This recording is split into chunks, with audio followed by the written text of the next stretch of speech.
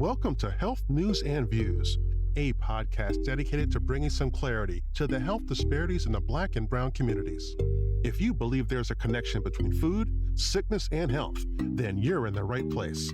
Let's begin the process of unraveling the truth. And now, your host, Lynn Pete.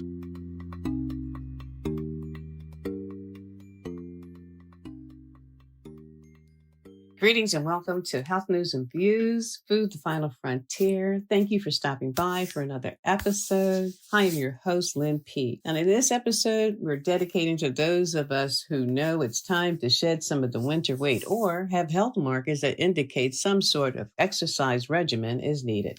As a reminder, the information provided on this podcast or in any of our published documents is for informational purposes only. Food, the Final Frontier, and our partner, healthnewsandviews.info. We do not attempt to treat, diagnose, cure any disease or condition. We suggest that you always check with your healthcare provider before making any lifestyle, dietary, or prescription drug changes. So as you know, I like to do some type of fun fact before we get started. Did you know that the brain doesn't feel pain? This is because there's no pain receptors. Most brain surgeries are performed today whenever possible, while the patient is still awake. It makes for better outcomes since the doctors can speak directly with the patient during the procedure. Okay, so why doesn't it hurt when I cut my hair? It hurts when I cut my finger, but why not my hair? Pretty much the same reason, kind of elementary. There's no pain receptors in your hair. And hair is clearly a collection of dead cells. And some people, if you notice, have more dead cells than others.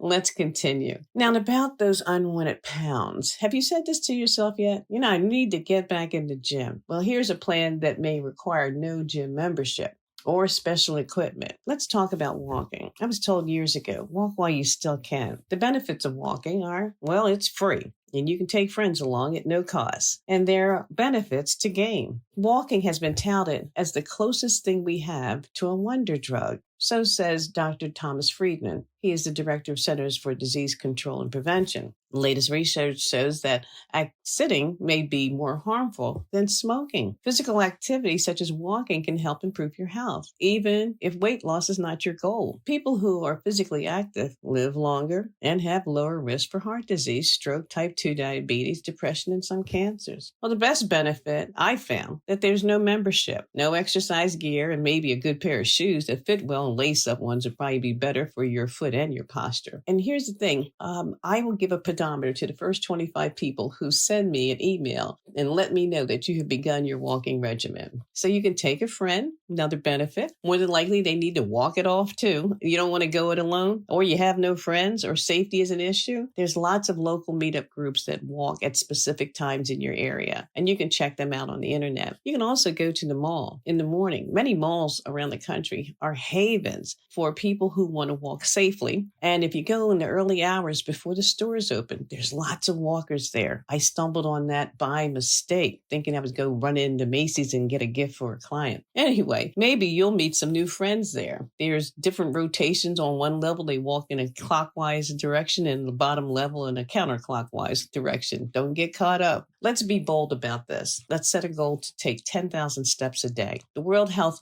Organization recommends 10,000 steps per day, and the American Heart Association also recommends 10,000 steps a day. It's about 5 miles. Okay, some of you are ready to walk the 10K, but you haven't tracked it. Some of you already do this. You don't even know, but you haven't tracked it, so you don't really know that you're actually completing a 5-mile walk per day. So if weight loss is your interest, you have to burn 3,500 calories just to release 1 pound of fat. Walking those 5 miles per day can burn that pound in per week. All right, that doesn't sound like a lot, but remember, you didn't gain it overnight, so don't be concerned if you aren't high school skinny after 5 days. And I like to use the word release. I don't like to say lose, because people who lose things have a tendency to want to go back and find them. So we're going to release some of the pounds. What can walking do for you? It's good for your bone health. As we age, our bones become more fragile and we become more prone to breakage. However, walking can help maintain good bone density and reduce the risk of osteoporosis. Stress. Walking releases endorphins, which are feel-good hormones that can help to boost your mood and reduce stress levels. It lowers the risk of chronic diseases such as heart disease, diabetes, and stroke. It can also help lower your blood pressure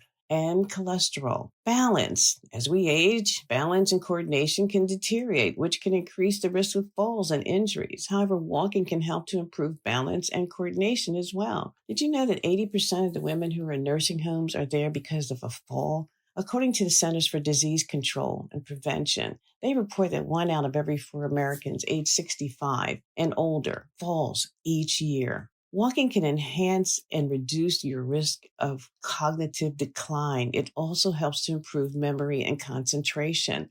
It was said that 10-minute walk per day can help reduce the possibility of developing Alzheimer's. If you like a challenge, consider stair climbing as well. Stair climbing can be done indoors and outdoors like walking. The major benefit is that it burns twice as many calories as walking on a flat surface. It helps to build the muscles in your legs.